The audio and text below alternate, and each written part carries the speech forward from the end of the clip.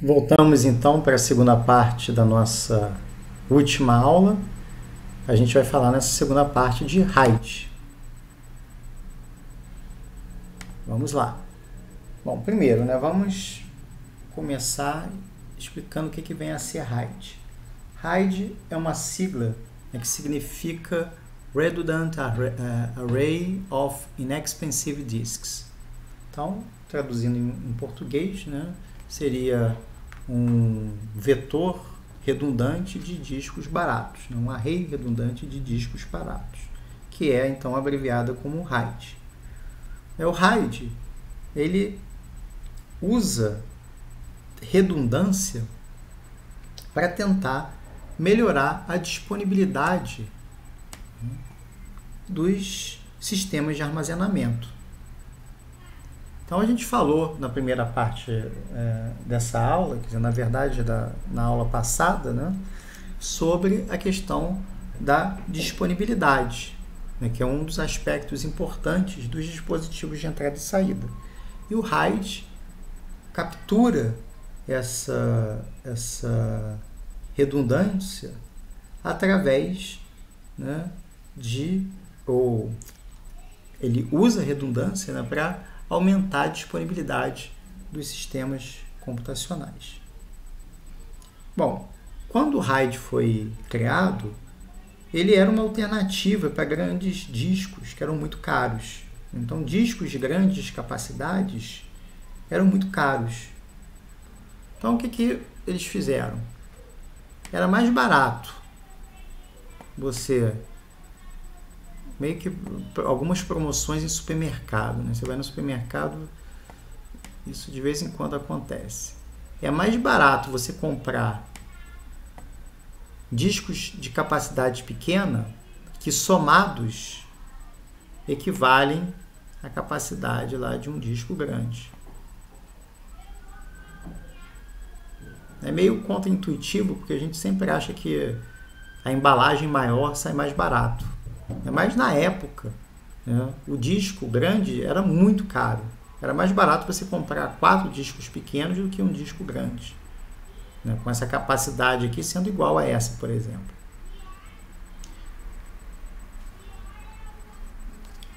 Então, esse esquema de RAID ainda tinha uma vantagem.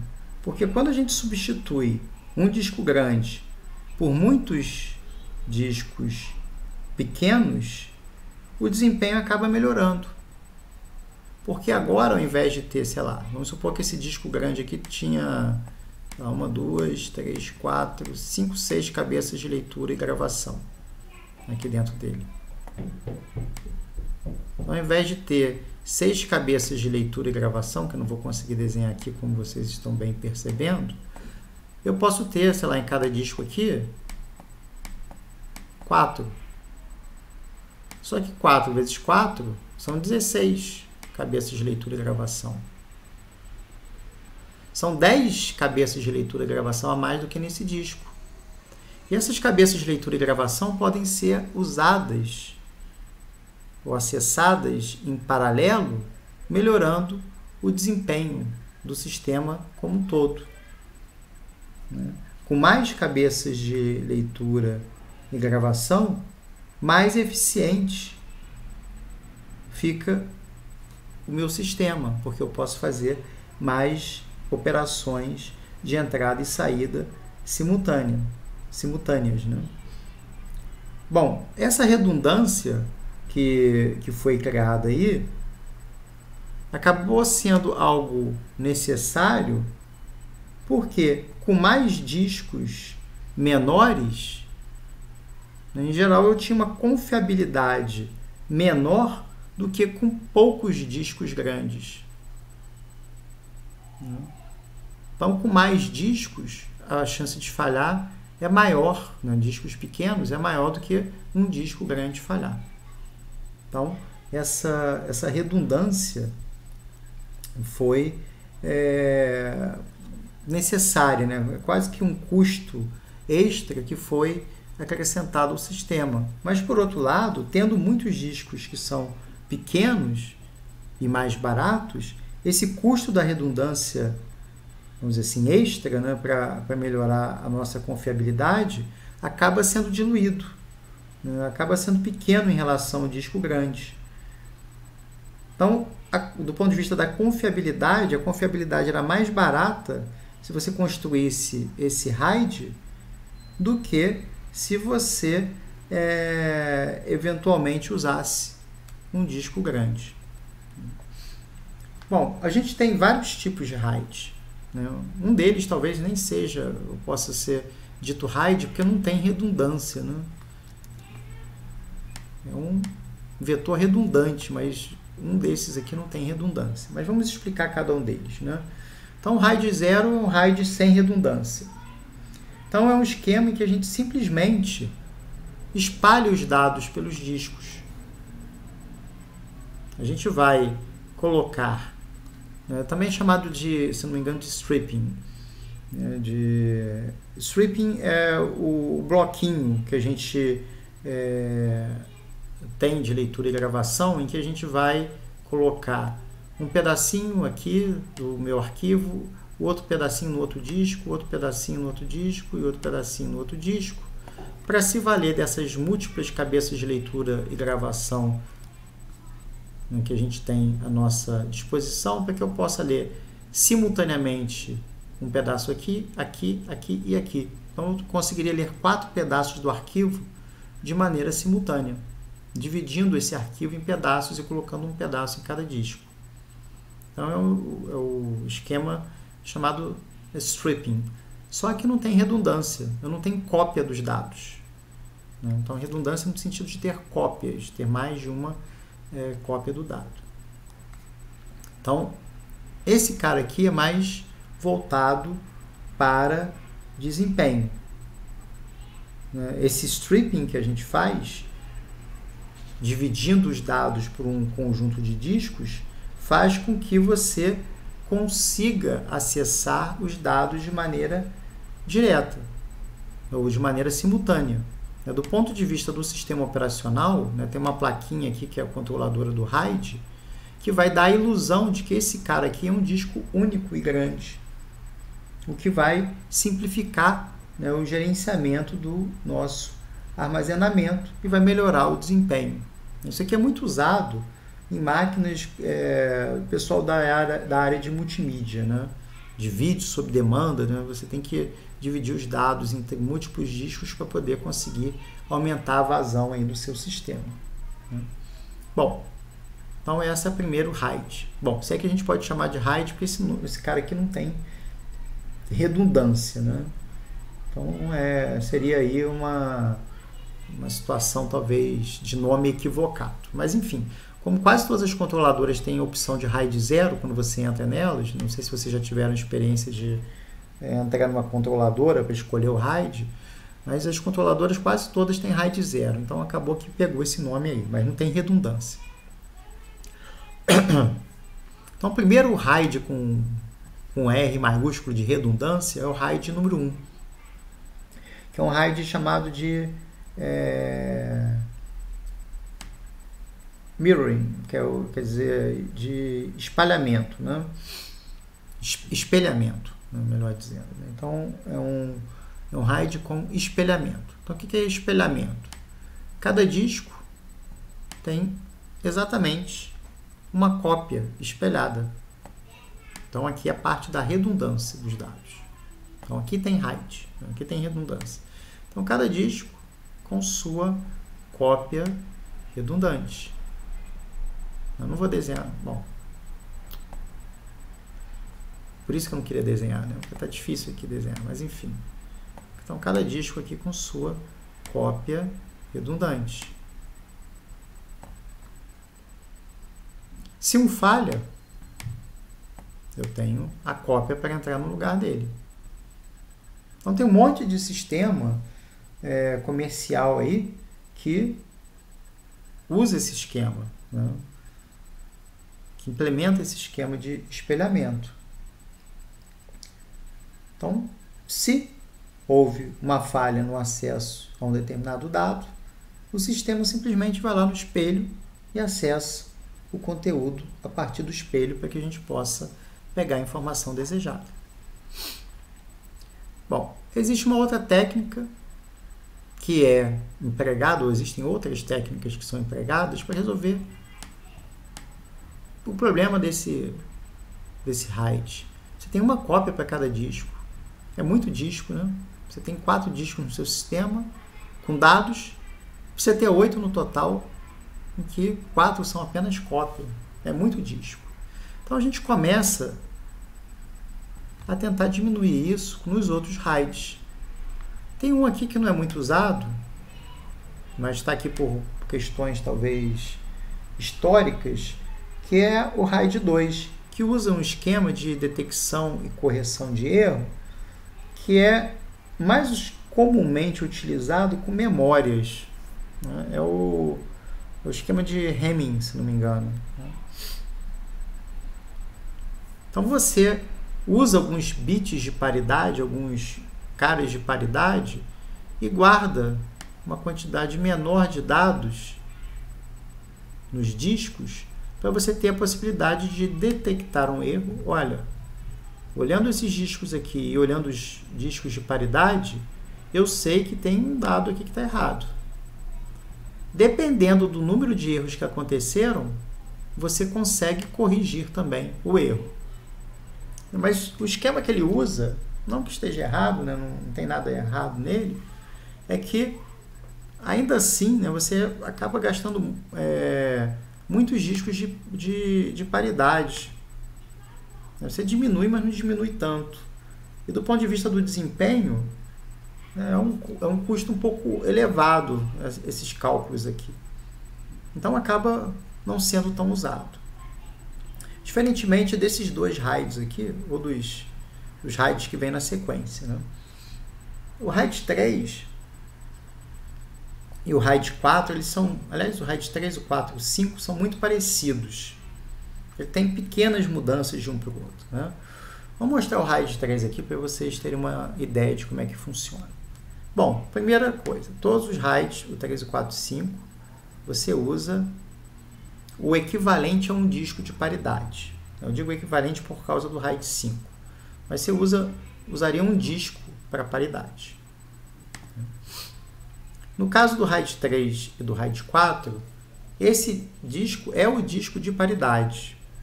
Então você tem os dados relacionados ao cálculo para detectar e corrigir erros guardados em um único disco, que é o disco de paridade.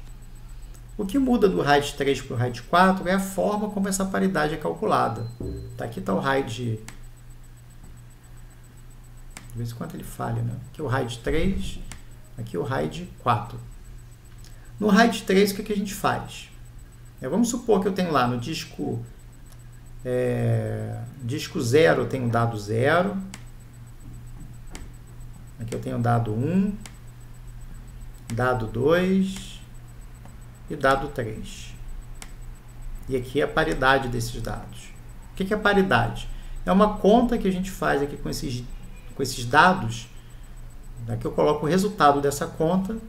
E aí, quando eu vou ler os dados, eu comparo o resultado do que foi lido com o que está escrito aqui para ver se eles estão iguais. Se a conta tiver o mesmo resultado, beleza, o dado está íntegro. Mas se a conta dá um resultado diferente, epa, tem algum problema aí. Então eu vou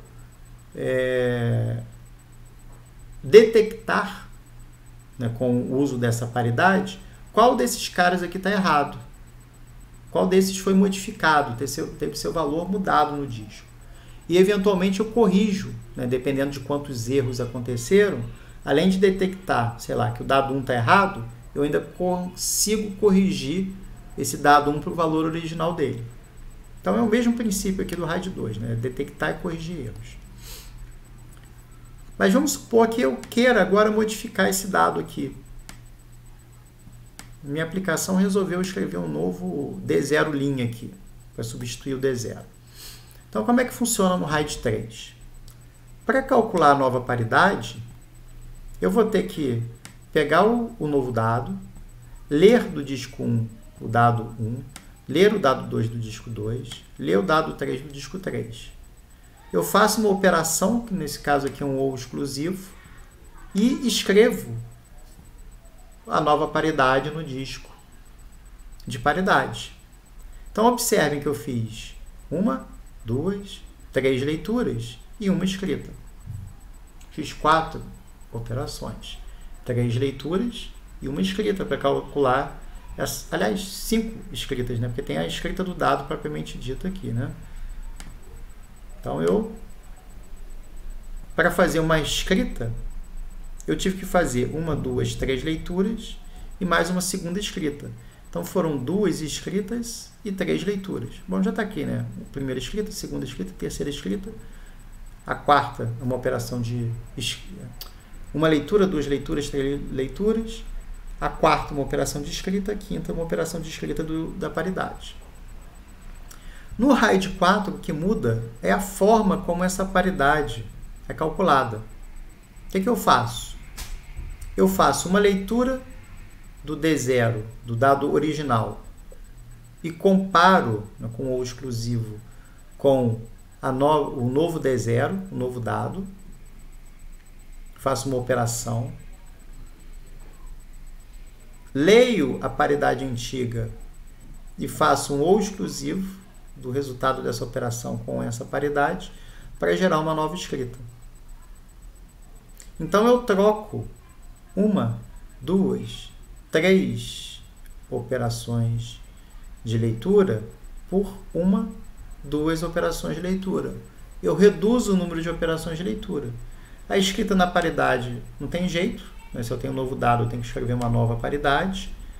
E se eu tenho um novo D0, eu tenho que escrever esse cara. Então, essas duas escritas aqui não mudam. Mas eu reduzo aqui as operações de leitura de 3 para 2. Ah, professor, mas é pouquinho. Mas se você está fazendo isso toda hora, pode ser que esse pouquinho que você reduz tenha um impacto grande aí no desempenho, né? Então, esse é o RAID 3 e o RAID 4. São dessas figuras aqui. Bom, e o RAID 5? O RAID 5 ele difere do 4 na forma como a paridade é salva no disco. Tanto no 3 quanto no 4 eu tenho um disco só de paridade. Eu tenho 4 discos de dado e um disco de paridade. No 5, eu também tenho o equivalente a um disco de paridade. Só que ao invés de colocar todos os meus ovos numa única cesta, vamos dizer assim, da paridade está concentrada num único disco, eu distribuo a minha paridade entre múltiplos discos.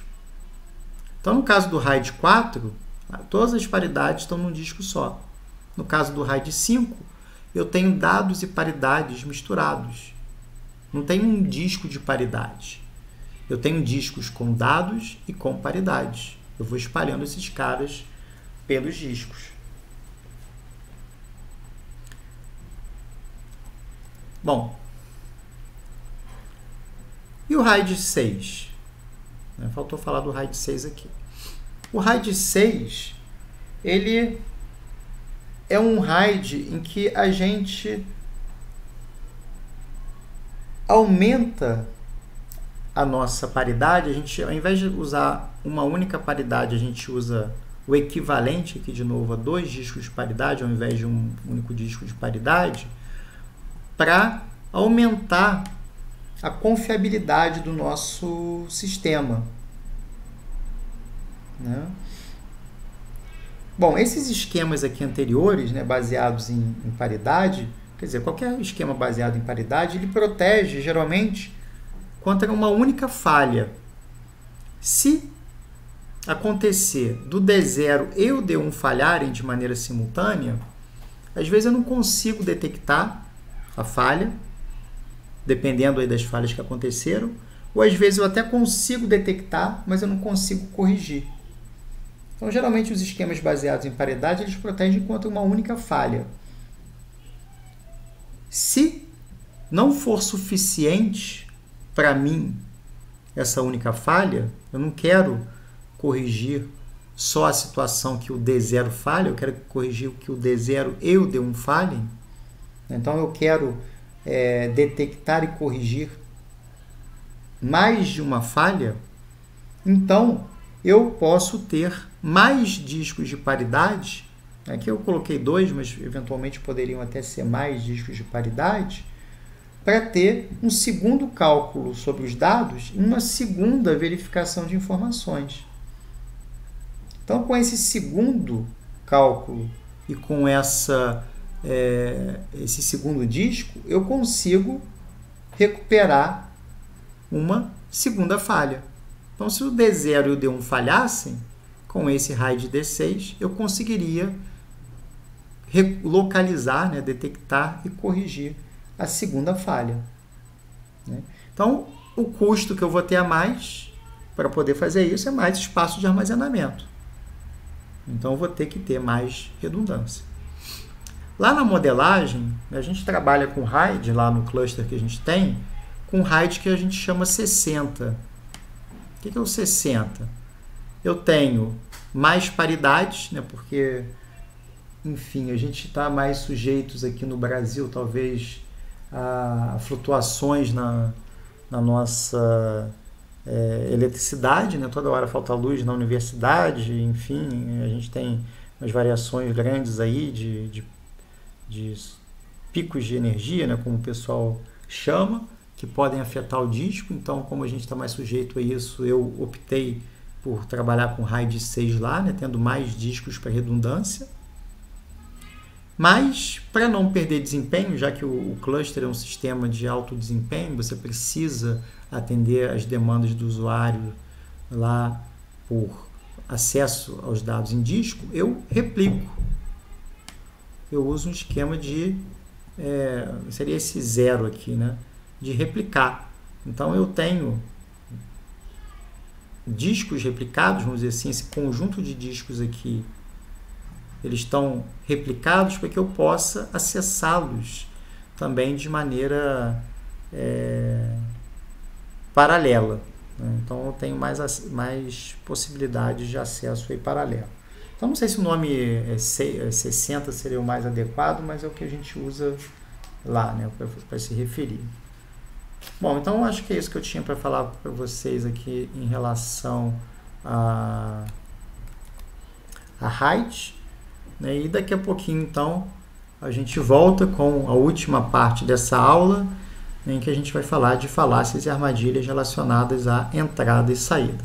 Então, até daqui a pouquinho.